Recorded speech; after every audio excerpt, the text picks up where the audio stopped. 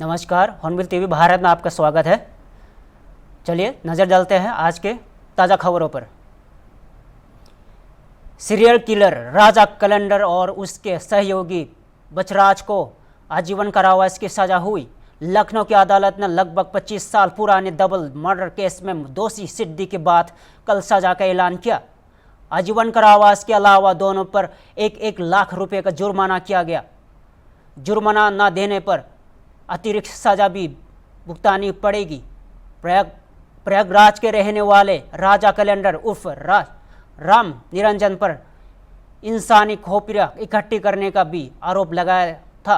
राजा calendar उर्फ निरंजन और उसके साथी बचराज कौल को 22 वर्षीय मनोज कुमार सिंह और उनके ड्राइवर रवि श्रीवास्तव के अपहरण और हत्या के आरोप में दोषी ठहराया गया है। तो आइए देखिए। चेहरे पर उसके कोई कोई पश्चाताप के भाव नहीं थे। वो जो है बिल्कुल नॉर्मल तरीके से कुछ दिखाई देता है।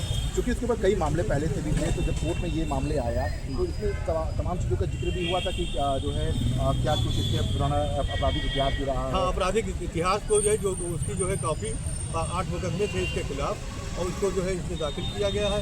एक मुकदमे में भी इसको सज़ा हो पाई थी क्योंकि खूंखार आदमी था और सारी हत्याएँ जो है सुनी जुड़ी थी और संगठित तरीके से की गई थी। तो इसलिए बहुत सारे लोग गवाही देने के लिए तैयार नहीं हुए थे। इसलिए कुछ मुकदमे छूटे थे, 2 मुकदमे में सजा हुई इसको। ये मोटिव केवल सुमो लूटना ही था या कुछ और भी? नहीं, सुमो था। इसने रंजिश का बताया था, लेकिन पूरे केस में ये आया, पूरी जब जीरा हुई इससे, तो इस परिवार से ना कोई इसके खिलाफ कोई इलेक्शन लड़ा, ना दोनों एक जगह के रहने वाले थे। गाँव की दूरी बहुत थी, दूसरे जिले के रहने वाले थे, रायबरेली से मृतकगढ़, वो इलाहाबाद से रहने वाला था। तो वो रंजिश वाली इसकी जो प्ली थी वो जो है कोर्ट ने खारिज की। एक एविडेंस मिला था भूरा रंग का कोट का कुछ। हाँ, इसमें था जो मनोज कुमार सिंह था, गाड़ी मालिक था, उसका कोट जो है इसकी निशानदेही पर इसके घर से ही बरामद हुआ था। और कुछ सर जो कुछ महत्वपूर्ण आप बता सकते हैं इस पूरे मामले से जुड़ा हुआ जो बहुत ज़्यादा की पॉइंट रहा हो? हाँ, पूरे मामले में ये रहा कि हमारे पास एक तो जो है टाइम बहुत ज़्यादा बीत गया था। ये जो है आप समझिए 23 जनवरी 2000 का मामला है। इसकी जो गिरफ्तारी होती है 18 दिसंबर 2000 को होती है। जब ये अगर ये जो धीरेन्द्र सिंह का मर्डर न हुआ होता तो शायद ये मामला जो है कुछ जल्दी आसानी से पकड़ नहीं बना था। जो पुलिस का था सबका जब इसके ऊपर प्रेशर पड़ा है सरकार के ऊपर, तो उसको जो है पुलिस एक्टिव हुई है, इसको पकड़ा गया है। तो इसको जब पकड़ा गया तो ये इसी गाड़ी से था जो लखनऊ वाली लूटी गई थी, टाटा से। तो देखिए फिलहाल आप इधर मुरादाबाद में 2 गाड़ियों में सवार बदमाशों ने सऊदी से वापस जा रहे लोगों को किया अपहरण। रोंडा जोड़ा के जंगलों में सऊदी से वापसी जा रहे लोगों को बनाया गया अपहरण। बंधन बनाए गए लोगों को छुटाने गए पुलिस पर टीम की गई फायरिंग। पुलिस की जवानी फायरिंग में 2 बदमाश हुए घायल, 4 अपहरणकर्ता बदमाश हुए फरार। पुलिस ने तौफीक और राजा को किया गिरफ्तार। सोना लूटने के लिए किया गया था अपहरण। तो आइए सुनते हैं और विस्तार से जानने के लिए। देखो ये आकाश परेशान मत करिए। अरे देखो टाइम ना हमारे यार तो आ रहा भाई। सर कोई एनकाउंटर हुआ है क्या है? देखिए आज थाना बूढ़ा पांडे के एसएचओ को लगभग 1:30 से 2 बजे के बीच में एक कॉल मिला और उसमें ये बताया गया कि कुछ लोग दिल्ली से आ रहे थे। संभवतः वो सऊदी और कहीं दुबई वगैरह में काम करते थे। आज एक कार से अपने घर टांडा जा रहे थे। उनको रास्ते में 2 गाड़ी, एक बोलेरो थी और एक स्विफ्ट डिजायर थी। उसको उन लोगों ने ओवरटेक करके रोक करके उनको, जो 6 लोग सवार थे उसमें और ड्राइवर उस गाड़ी का जो टांडा जा रही थी, उनको किडनैप कर लिया गया और उनको रोंडा झोंडा की तरफ चौकी क्षेत्र है हमारे थाना बूढ़ा पांडे का, उधर ले गया गया है। इस सूचना पर तत्काल हमारे एसएचओ और वहाँ के चौकी इंचार्ज एक्शन में आए और हम लोगों ने वहाँ जा कर के उनको देखना शुरू किया। उसमें एक फार्म हाउस टाइप का था, वहाँ पे बगीचा भी था। वहाँ पे ये दोनों गाड़ियाँ स्पॉट हुई और उसमें जो लोग वहाँ पे सवार थे वो लोग वहाँ पे खड़े थे और जो 2 गाड़ियाँ जो इनको किडनैप करके ले गई थी, दोनों गाड़ी भी वहीं थी। उसमें जो किडनैपर्स थे वो भी थे। हम लोग तत्काल जब हमको पुलिस को देखा उन लोगों ने तो सब वहाँ से भागे और उन लोगों ने हमारी टीम पे भी फायर किया। उसके बाद हम लोग लगातार उनके कॉम्बिंग में लग गए। हमारी टीम चारों तरफ से घेराबंदी शुरू कर दी। काफ़ी देर के बाद शाम में हम लोगों ने उनको देखा। 2 व्यक्ति थे। उन लोगों ने जब अपने नज़दीक देखा पुलिस को, उन्होंने फायर किया और पुलिस ने जवाबी कार्रवाई की। उसमें वो दोनों घायल हो गए। बाकी उनके जो 2 साथी थे वो फरार हो गए। 1-2 और साथी भी उनके साथ थे, इनके बारे में भी सूचना मिली है। हमने 2 जो घायल थे उनको तत्काल हॉस्पिटल शिफ्ट किया है। एक का नाम तौफीक है जो यही रामपुर दोराहा जनपद मुरादाबाद का रहने वाला है, और एक राजा है, ये काशीपुर का रहने वाला है। बाकी जो उसमें एब्सकॉन्डिंग है उसके लिए हमारी टीम अभी भी लगी हुई है। इन लोगों से पूछताछ की गई है। इन लोगों ने इन लोगों को किडनैप किया था ये मानते हुए कि संभवतः ये लोग सऊदी अरेबिया से आ रहे हैं और इनके पास कुछ वैल्यूएबल्स हैं। यहाँ तक कि ये भी संभवतः पूछताछ में पता चला है कि इनको ये डाउट था कि इन लोगों ने गोल्ड कहीं ना कहीं छिपा के रखा हुआ है, उसके लिए इनका किडनैपिंग किया हुआ है। बाकी इसमें हम लोग छानबीन कर रहे हैं। हम लोगों ने अभी जो पकड़े गए उनके विरुद्ध मुकदमा पंजीकृत कर रहे हैं और बाकी जो लोग हैं उनको अरेस्ट करने की कार्रवाई चल रही है। गाड़ी कौन कौन सी? देखिए, इसमें एक गाड़ी तो बोलेरो थी और दूसरी गाड़ी स्विफ्ट डिजायर थी। इन दोनों गाड़ियों से ये जांच एजेंसी का मेंबर बता के इनको ओवरटेक करके इनको किडनैप किया गया था। और जिस गाड़ी में ये लोग आ रहे थे वो गाड़ी अर्टिगा थी जो टांडा की थी। उसको भी हम लोगों ने अभी रिकवर कर लिया, चूँकि इस गाड़ी को उन लोगों ने हाईवे पे छोड़ दिया था और अपनी गाड़ी में उनको बाकी जो पैसेंजर्स थे उसको डाल दिया था। Thank you. लखनऊ के खुरदाही बाजार में बने दयाल इंस्टीट्यूट में छात्र छात्राओं का हंगामा। प्रैक्टिकल कराने को लेकर छात्रों ने किया हंगामा। इंस्टीट्यूट के प्रशासन का फरमान पहले 7,000 प्लस 35,000 प्लांटी का पैसा जमा होगा, उसके बाद होगा प्रैक्टिकल। इस बीच हट की पेशेंट छात्रा के साथ किया गया दुर्व्यवहार से छात्रा की हुई तबीयत खराब। छात्रा को भेजा गया मेदांता हॉस्पिटल। आइए देखिए।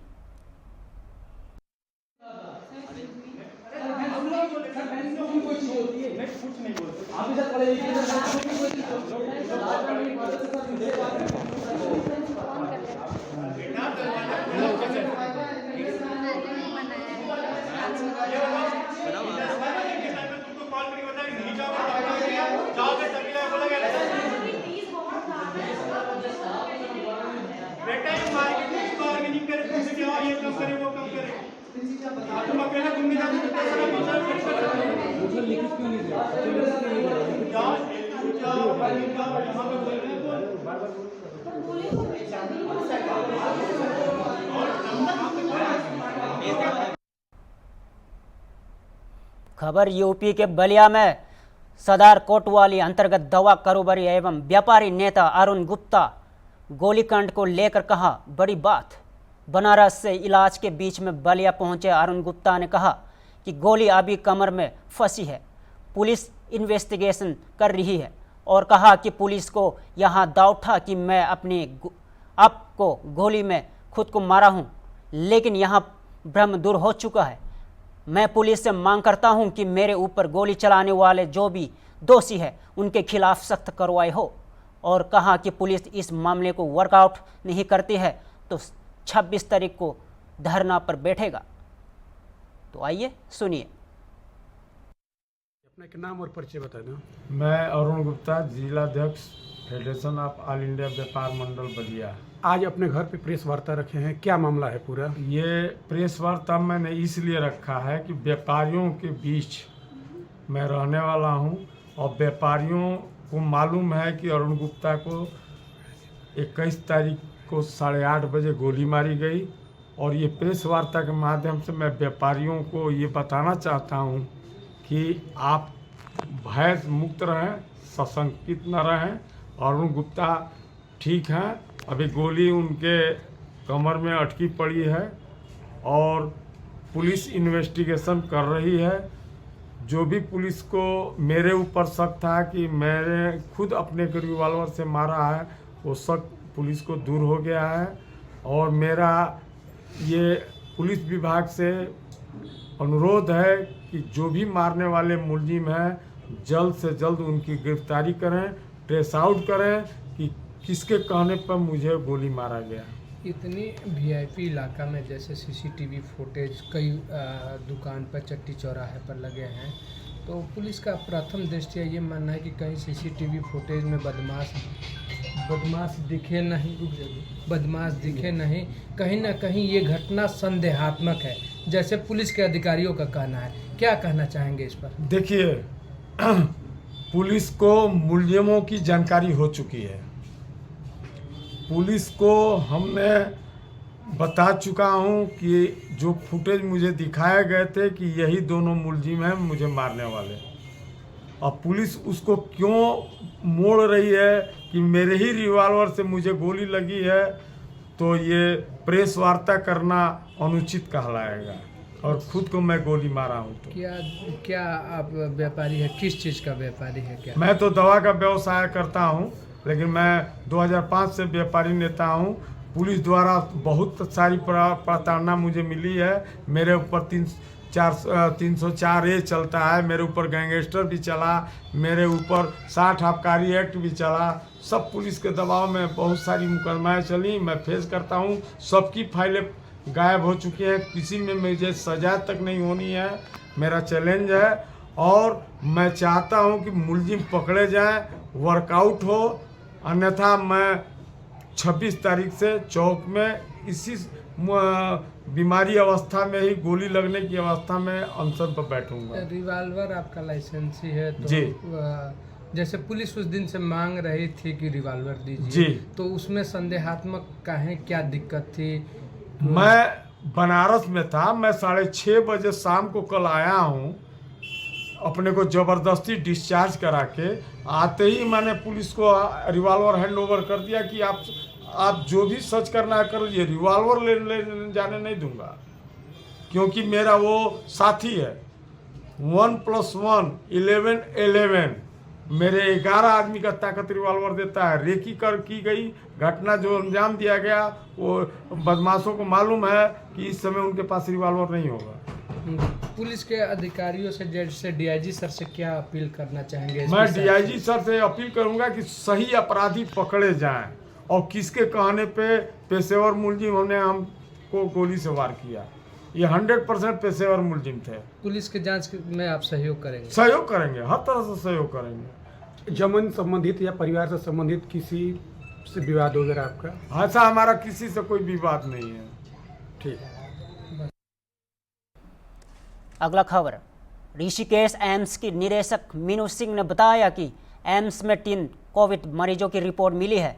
एक को छुट्टी दे दी गई है, एक अन्य मरीज उनके निवासियों में से एक है जिससे आइसोलेशन में रखा गया है।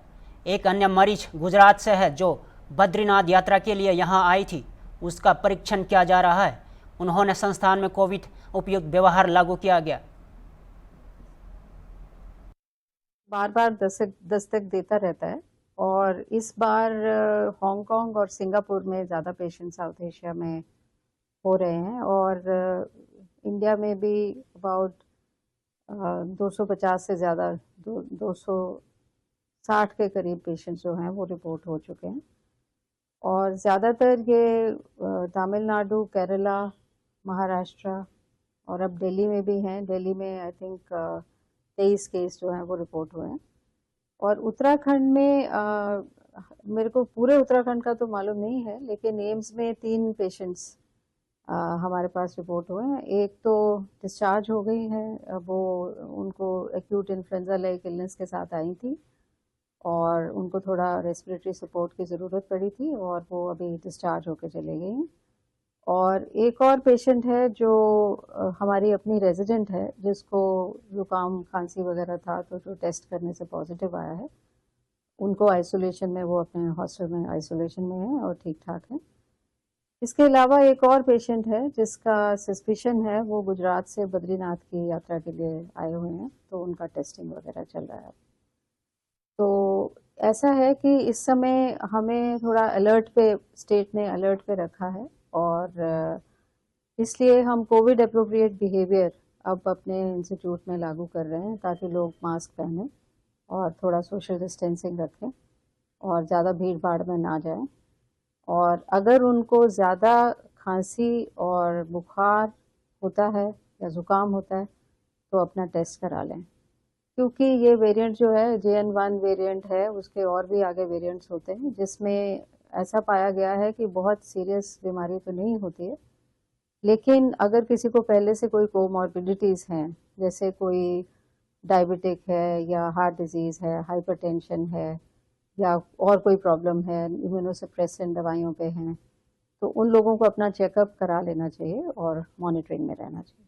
मैडम, टूरिस्ट इस वक्त यात्री भी बताए गए हैं जो पॉजिटिव डिटेक्ट हुए। हाँ, ऐसा है कि इस समय 4 धाम यात्रा चल रही है और यात्री पूरी इंडिया से आ रहे हैं, तो ऐसा तो पॉसिबिलिटी बनती ही है कि किसी को ये रास्ते में या जहाँ से वो आ रहे हैं वहाँ से उनको कोविड का इन्फेक्शन हो। तो अगर किसी को इस तरह की प्रॉब्लम होती है, जैसे कि खांसी, बुखार, जुकाम वगैरह, तो फिर उनको टेस्ट करा लेना चाहिए। मैडम, फिलहाल आपके अस्पताल में कैसे किस तरह से सुरक्षा रखी जाएगी कोविड को लेकर?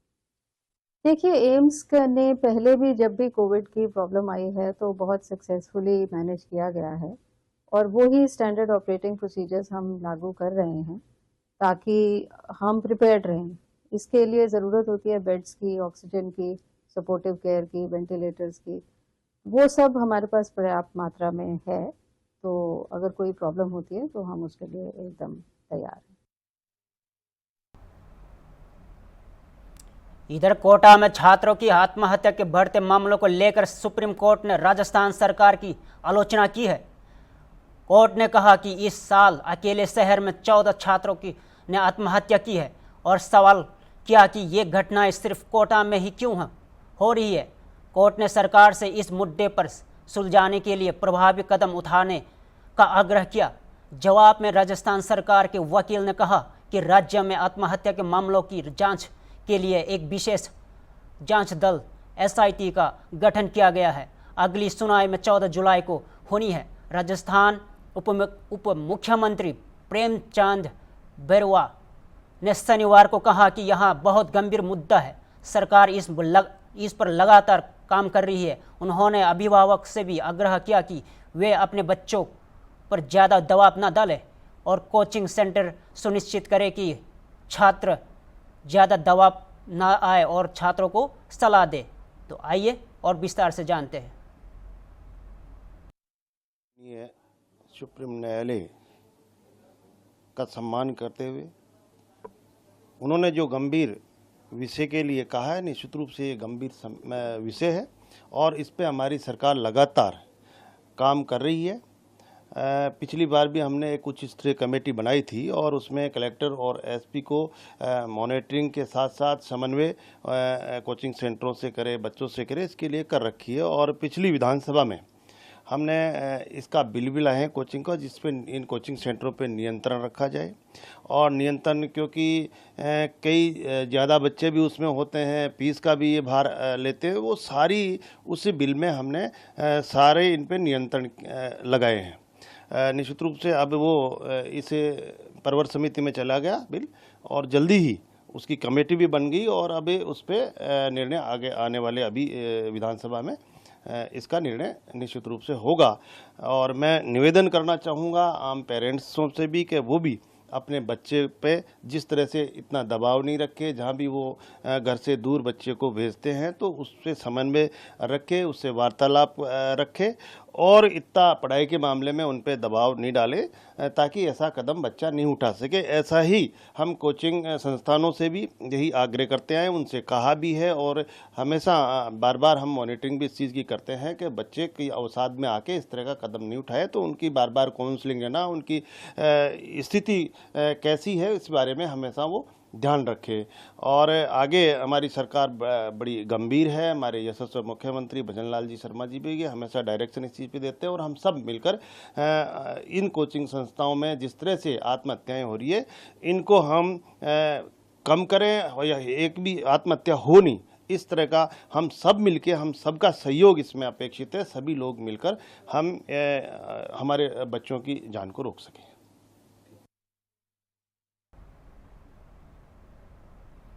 भारत ने संयुक्त राष्ट्र सुरक्षा परिषद में एक दृढ़ और स्पष्ट बयान में पाकिस्तान पर सिंधु जल संधि पर गलत सूचना फैलाने का आरोप लगाया है और सीमा पार आतंकवाद के बीच भी जिम्मेदार जल प्रबंधन के लिए अपनी प्रतिबद्धता दोहराई। सशस्त्र संघर्ष में जल की रक्षा, नागरिक जीवन की रक्षा पर आर्या फॉर्मूला मीटिंग में बयान देते हुए संयुक्त राष्ट्र में भारत के स्थायी प्रतिनिधि परथनेनी हारिस ने सिंधु जल संधि के बारे में पाकिस्तान के दावों का जोरदार खंडन किया। हारिस ने सीमा पर आतंकवाद के लिए अपने समर्थन और संधि को संशोधित करने के लिए अपने बाधावादी दृष्टिकोण के माध्यम से संधि की भावना के पाकिस्तान के उल्लंघन पर प्रकाश डाला।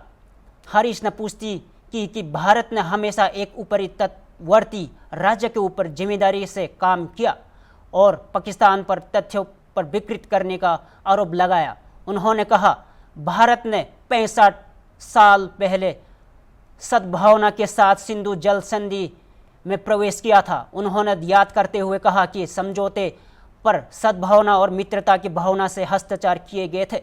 उन्होंने कहा कि पाकिस्तान ने भारत पर 3 युद्ध और हजारों आतंकी हमले करके संधि की भावना का उल्लंघन किया है, जिसके परिणामस्वरूप पिछले 4 दशकों में 20,000 से ज़्यादा भारतीयों की जान चली गई है। उन्होंने कहा कि पाकिस्तान द्वारा प्रायोजित आतंकवाद से नागरिक जीवन, धार्मिक सद्भाव और आर्थिक समृद्धि को खतरा है।